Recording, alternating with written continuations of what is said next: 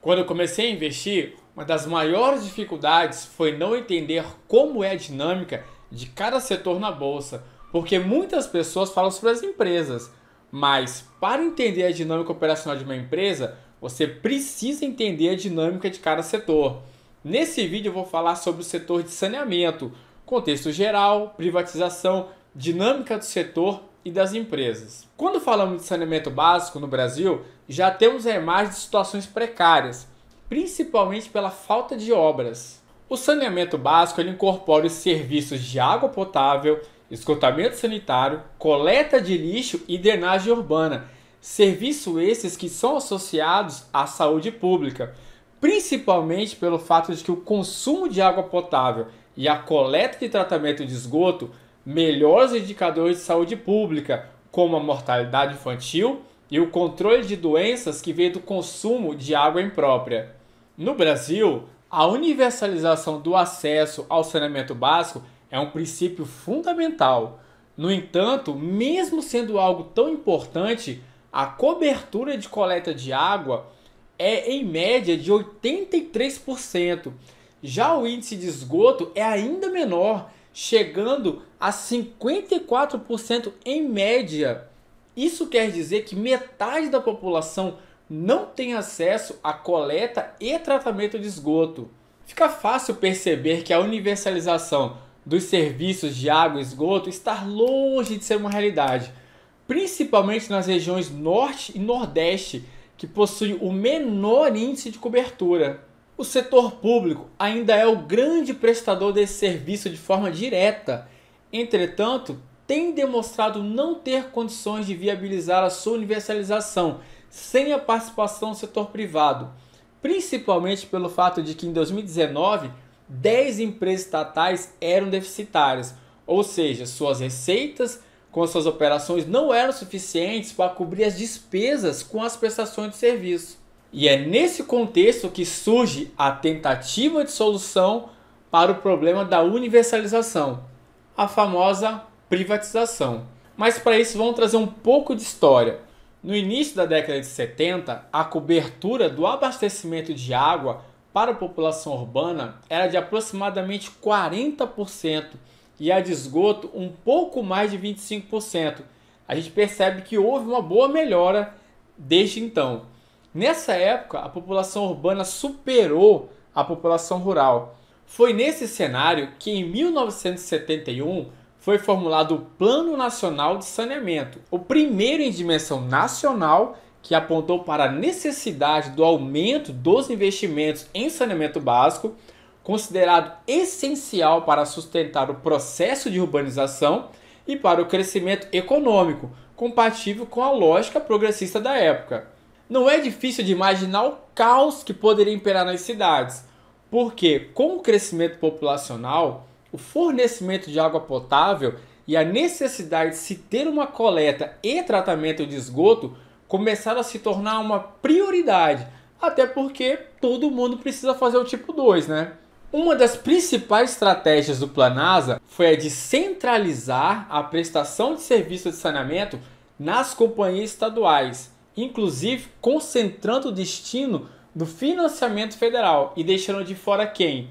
Os municípios, porque compensava mais aos municípios deixarem a prestação dos serviços com as companhias estaduais. Assim eles teriam acesso ao financiamento federal. Como resultado, grande parte deles perdeu o poder decisório sobre as políticas de saneamento, sendo que alguns optaram por manter os serviços sob o controle municipal. O modelo de gestão das companhias estaduais de saneamento seguia uma lógica empresarial e estava condicionado ao retorno dos investimentos. Até o início dos anos 2000, a norma que regia as concessões dos serviços de saneamento era a Lei de Concessões, até que foram editadas duas leis importantes para o setor, a Lei de Consórcios Públicos e a Lei do Saneamento.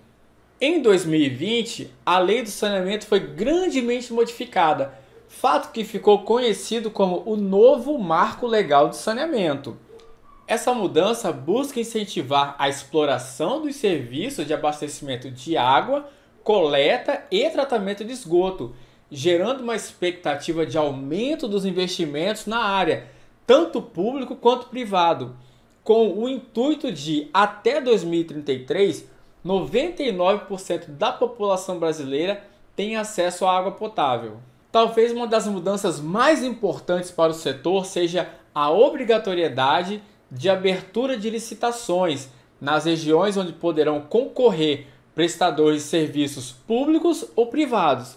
Assim, governos estaduais e municipais podem firmar contratos diretamente com as empresas. Essa norma deve estimular a concorrência e os investimentos no setor e pode viabilizar a privatização de empresas estaduais. Segundo o Ministério do Desenvolvimento Regional, o novo marco legal já gerou cerca de 72 bilhões de reais em investimentos no setor. Além disso, o novo marco legal possibilitou a prestação de serviços de forma regionalizada para abranger mais de um município, aumentando o ganho de escala e a viabilidade econômica, permitindo que municípios que tenham menos capacidade técnica e financeira sejam atendidos, pelo menos em tese, né?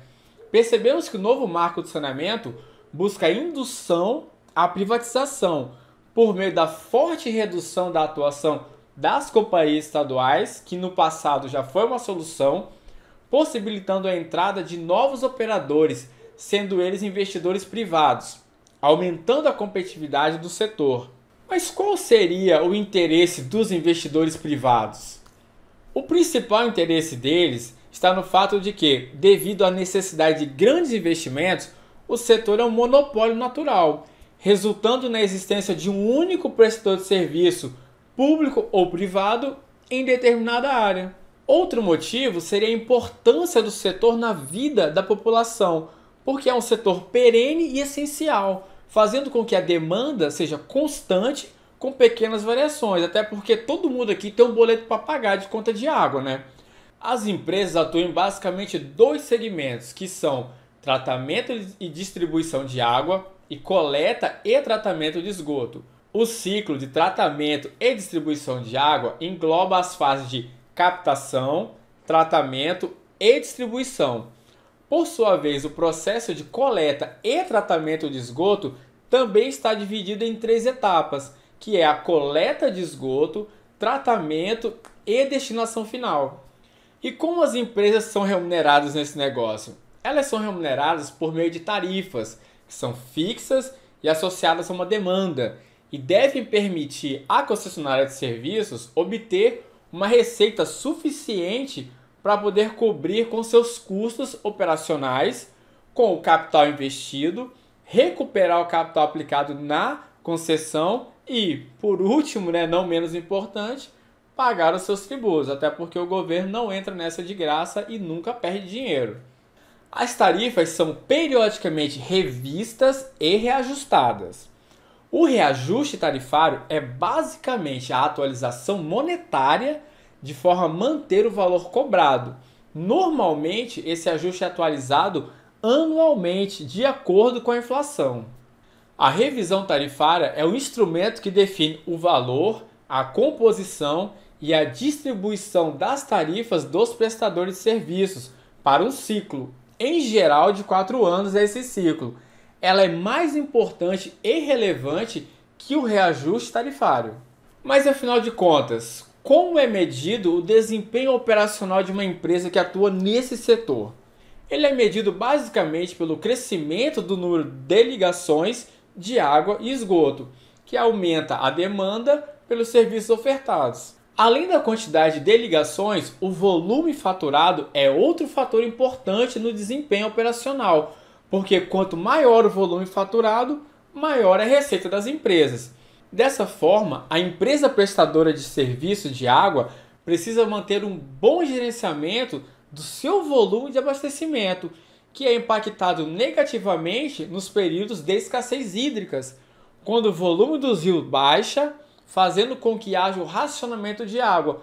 Consequentemente, as pessoas vão gastar menos água e vai ter uma menor fatura e a empresa vai ter um decréscimo de suas receitas. As empresas precisam ficar atentas às perdas na distribuição, que no Brasil gira em torno de 39%, Ou seja, do volume total disponibilizado, 39% não é contabilizado como volume utilizado pelos consumidores, seja por vazamentos, falhas nos sistemas de medição ou ligações clandestinas. Há também as perdas no faturamento, que correspondem aos volumes de água que são consumidos, mas não são contabilizados pelas empresas, principalmente devido às irregularidades, como fraudes e ligações clandestinas, os chamados gatos, né?